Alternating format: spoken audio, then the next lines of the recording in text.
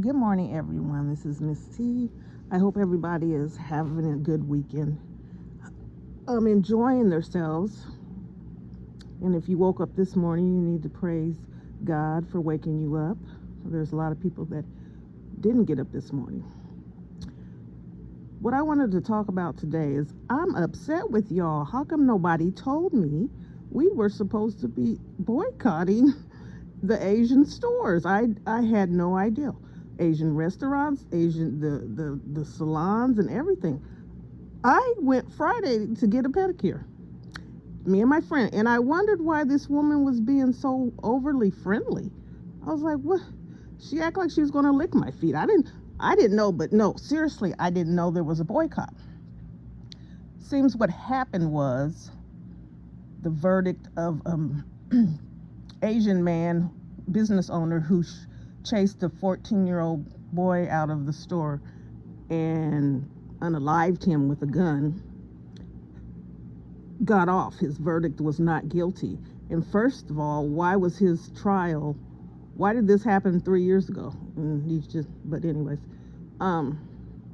he was found not guilty. And of course, people were upset, irate about that. Not guilty at all. This man he accused him of stealing, which he wasn't. And the boy went out the door and started running. Well, that's the natural, instinct of a child. I mean, he was like, they're trying to accuse him of something, and he didn't want, them to get him caught up, and he didn't have his mom and dad or whatever. So he started running. Now, I don't know if they thought this was a confession because he started running or whatever, but I'm sure whatever was in that store was not that important, was not important for you to take a little child's life. But he chased him and shot him, and now he's unalived. So the community was outraged, as they should be. And then an Asian man took it upon himself to go on to social media and mocked black people because there was a talk of boycotting. And so he got on social media and dared black people to boycott the Asian businesses. Then you won't get your hair products, you won't get your Chinese food, you won't get your laundry and all this other stuff, which I think he took a little too far. Your Jordans, your speakers, your microphones that you use to rap. Now, I know where he was trying to go. That's why I like people who get on their high horse and really don't know what they're talking about, because they're boycotting the Asian community here where we're at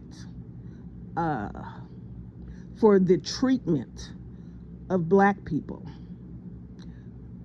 I don't know of an Asian store who specifically sells Jordans and microphones, but I know that they're probably made in Asian, in China and all those other countries.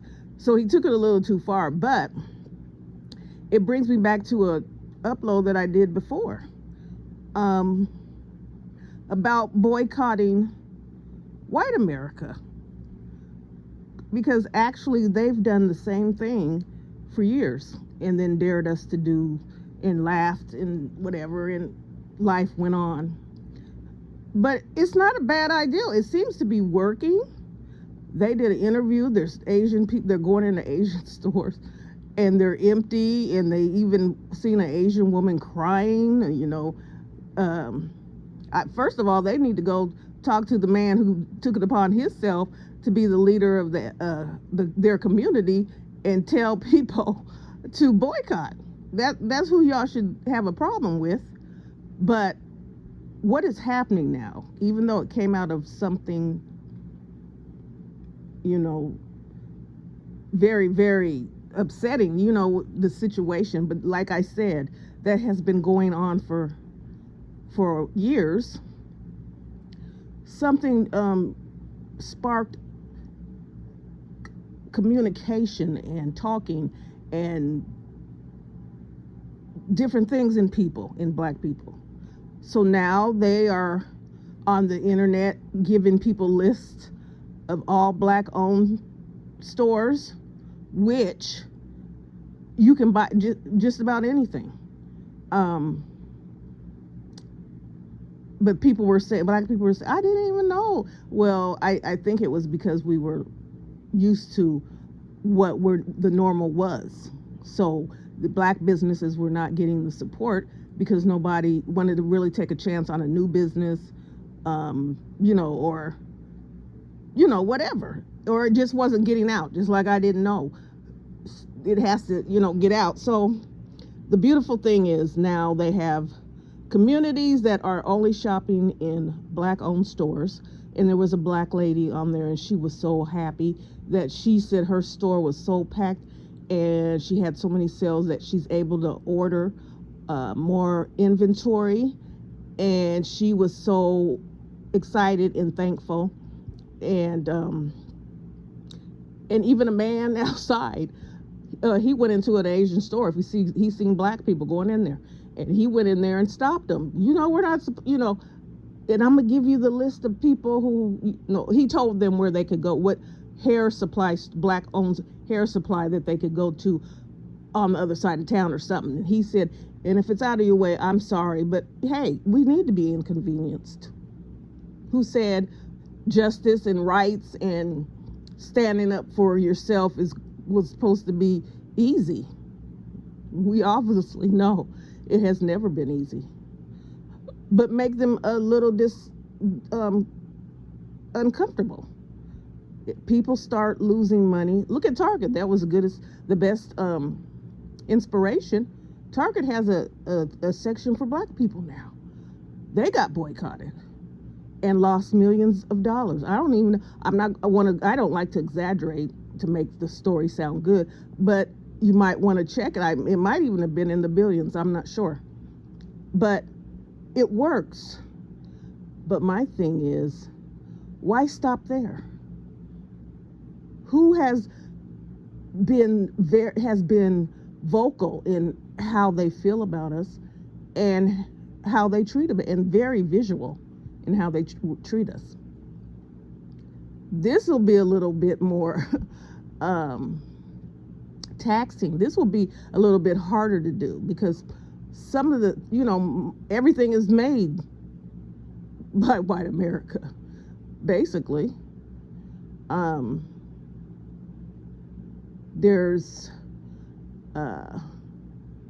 not too many things that we can, boycott without jeopardize, interfering with our everyday lifestyle. But since it takes just that to stop a whole community falling apart, alarmed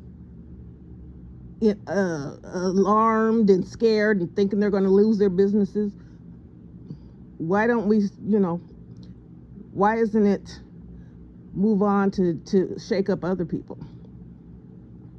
To shake up, or, they probably seeing what's going on. But like the man who made the challenge, I dare black people to boycott, they're thinking they would never. What would they purchase? What would they have? They love all the things that we supply them with. Because, most of white America is fueled by black dollars. Who's buying all the gold, bling bling, and the stuff that they make, that they say will make it and they will come? Because I have never. Do you see any Caucasian people wearing Mario Brother boots? Because we shouldn't be wearing them because they're ridiculous. But we have been brainwashed so much to believe that your appearance will makes you gives you the illusion of having money. So we will take our dollars that we saved up or however we got it and buy ridiculous stuff. Just ridiculous. Who needs a pair of $1,400 jeans? Why? What are they supposed to do? Make you skinnier? I don't suck in your varicose. I don't. What is it that makes a person think that they need $1,400 jeans? And it's because of the perception. If you got these jeans, people are going, you're balling. You're big time. You got money. And that's what has been put in our heads, and we've believed it. If we can't be rich, we can look like we got money, right? So we can spend our money, the little money that we have, looking like we have money. Doesn't that sound, when you say it out loud, doesn't that sound ridiculous? But anyways, I don't know how that would work.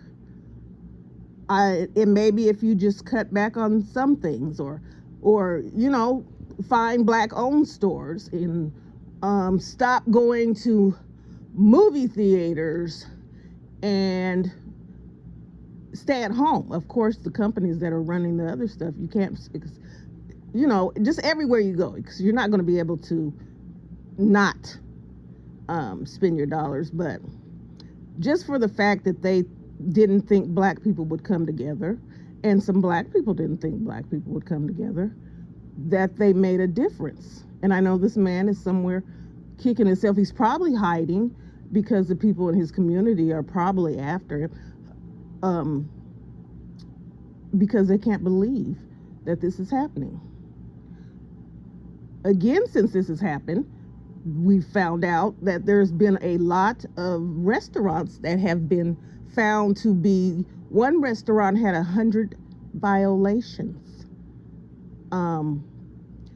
So if they don't care about you, of course they're not going to care about what they cook for you or what you are eating. I just found out that in my city there's some black nail tech people. So I will be going there to get my feet, my manicure, pedicure, whatever. It's not anything that should be violent or disrespectful, or it's just that it's been a long time. It's been overdue. We've been struggling, always set back, always been second, third, fourth, fifth, just always. There's always something that lets us know that they keep showing us something that tells us that we don't care about you. You're not important. You're just here because of a little stitch in time that brought you over here and to build up our country. And I believe, like I've said before, their plan was probably to get. I have other uploads, so you can go look for those. But this is how we've been treated. And I just got excited when I found out that people are sitting in their stores with nobody shopping in them, and now they're understanding it was just about respect. You're making your businesses in our community because that's where they'll allow you to make your, you can't go out into the other neighborhoods and put your hair supply store or your Chinese restaurant. So you're in here, you're in the same boat as we are, but you're taking on the society's view on black people when they don't care about you either. But you go as far as to take these stereotypes, all black people steal, all black people don't work, all this stuff, and then you put extra on it. If someone steals, people need to get in the mind, okay, stealing is bad. We know that. It's so bad, it's thou shalt not steal is in the 10 Commandments. But you can replace a bottled water easily if someone steals it. It doesn't warrant for them to lose their life. That's beyond, that's just showing hatred. Like you're taking a little segment of something and making it big because you harbor horrible feelings about everyone. It's not just that person that you think is taking stuff from your business. You're lumping it all together and saying this is what they do. And you justify chasing a baby, a little 14-year-old boy, out of a store and ending his life. I don't know who the jury was or the judge who thought that this was justifiable. You might, look up the story, because I think they said that the little boy did have a GUN, but he never pointed it, and he dropped it when he was running. I don't care if he had that. He shouldn't even been followed out the store, because if you thought he was stealing anything that he was, since he got confronted, I'm sure he didn't take with him. So your problem ended when he left out the store. Oh, let me tell you about this one. I totally forgot. Now that all this stuff is coming out, they're finding out over in China, Asia, wherever, they have little black baby dolls that are stress relief dolls. So you can pull them, squeeze them, stomp on them, choke them, whatever. Now, you cannot tell me that is something racist. First of all, why would you want to take stress relief and make it child abuse? Why would someone want to use a little baby doll to choke and hit and beat? Isn't that promoting child abuse? That doesn't. And then the baby is black. Now, they're justifying why, this is why they made them black. And, they're called Natasha. This is their justification now. You sitting down, everybody, hold on to your seats. The reason why that they're black babies is because people wouldn't buy white babies because they would feel bad about choking and beating and stepping on and tearing apart that baby because it's white. So what is that saying? Exactly. Tell me what you're saying with saying it. Nobody feels bad about choking black babies dolls, and so that tells you what they think of us. Because who in their right mind, well, it must be selling pretty good over there, would even use any type of a human to be a stress reliever? And now they have people, I don't know how true this is, on social media with real black children, and because that's why I said I don't know how real this is. Simulating beating them or whatever. And this is funny, it's time that we stop being ridiculed and being the joke and being the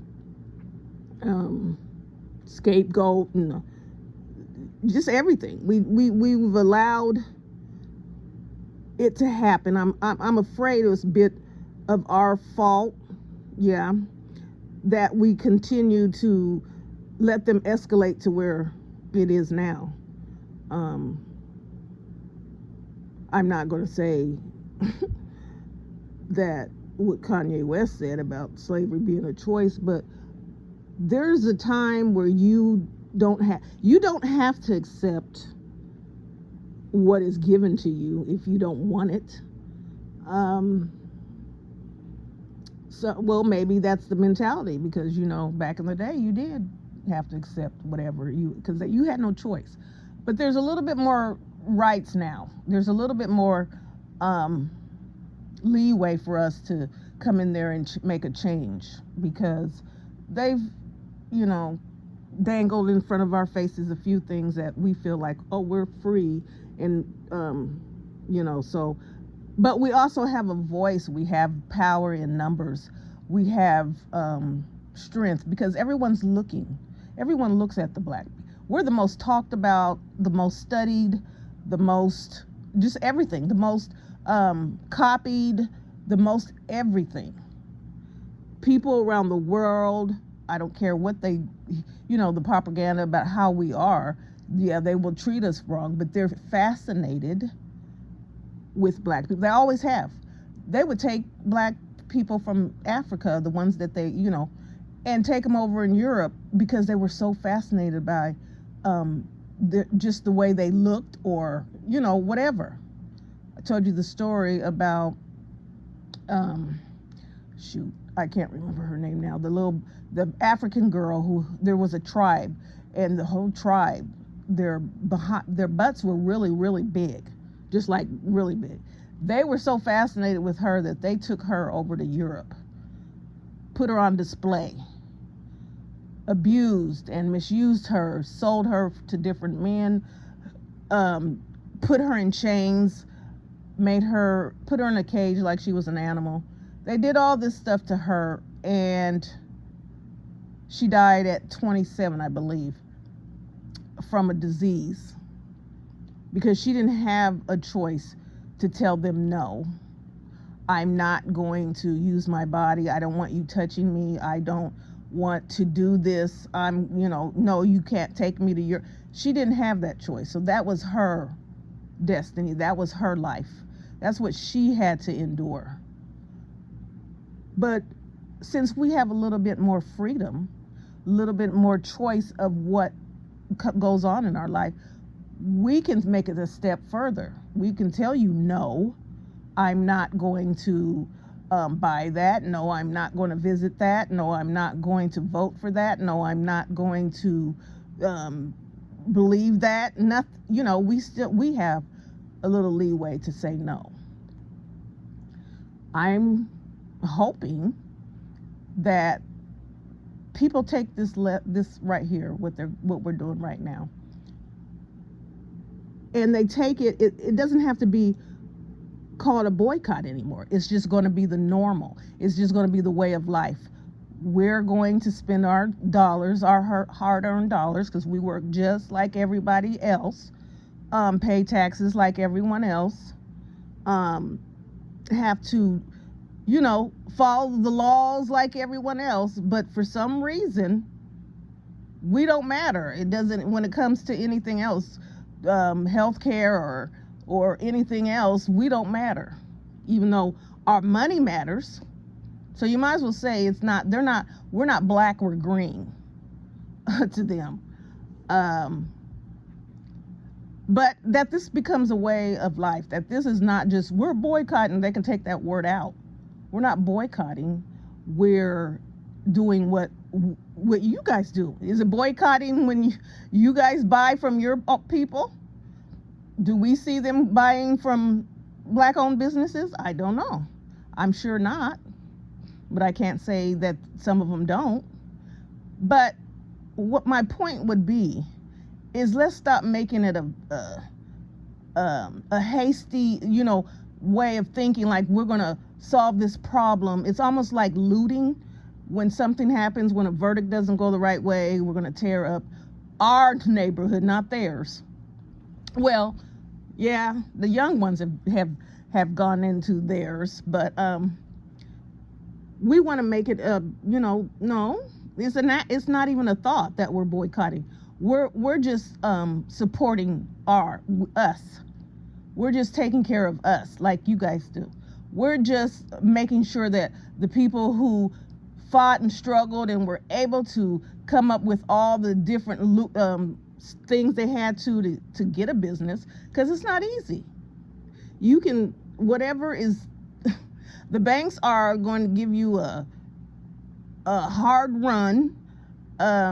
People are going not to believe in it, and they're going to discourage you, and you're going to do this and that. And they made it out of that point to get to owning a business. So they deserve for us to spend our money there, for us to make them comfortable, life comfortable, and so on and so forth, whatever's next, whatever comes up next.